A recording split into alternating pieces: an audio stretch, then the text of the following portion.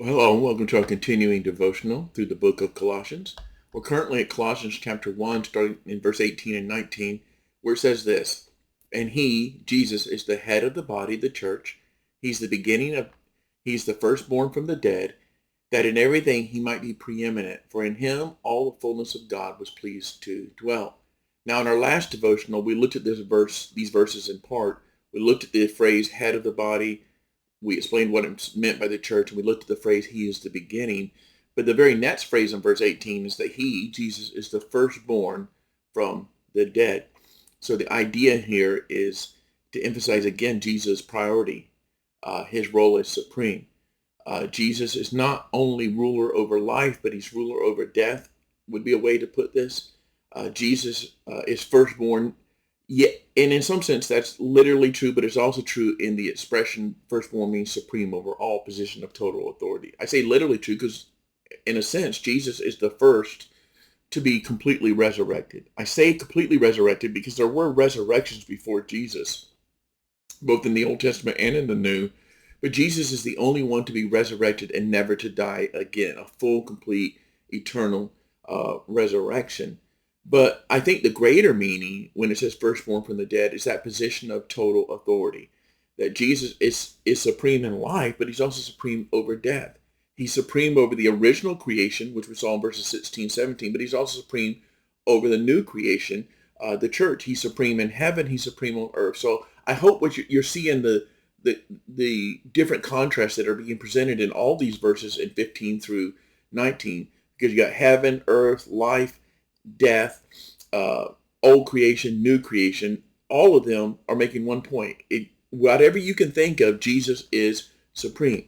Now, why is the supremacy of Jesus emphasized? Is it just so we come to a correct theological conclusion? And the answer to that is no.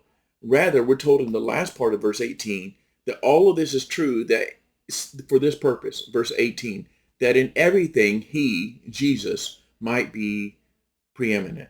That's the ultimate point, that in everything, not in some things, not just on Sunday mornings, not just in parts of our life, not just in part of our world, but in everything, Jesus might be preeminent. Anything that takes away from the Jesus being the most important, the most supreme, the greatest of all, anything that distracts us from that or interferes with that or anything that comes before Jesus is wrong, whether that's work or family or money or ministry, whether it's our children, our own desires, our reputation. Anything that competes with Jesus is wrong.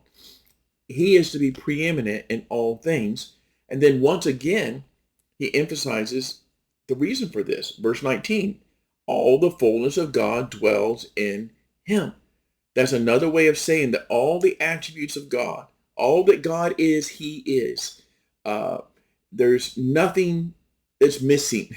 there's in no sense a way that Jesus is not fully God. All that God is, Jesus is. All that the Father is, the Son is. It's always been that way and it will always be that way. So it's not enough to give Jesus a prominent place in our life. We must give him the preeminent place in our life. Many people will give Jesus a prominent place, but ultimately he doesn't sit on the throne of their hearts. He doesn't rule their lives as the supreme one. He has a special place, but not the supreme place. And the whole point of all these verses is to get us to the place where we say, Jesus, there's nothing. There's no one and nothing that competes with you or conflicts with you. You are supreme over all. Now the text is going to switch gears, and we'll get to this in our next devotional, where it emphasizes not so much who Jesus is, but what Jesus has done and what Jesus will do in the future. But I hope you'll spend some time considering these things. Have a blessed day.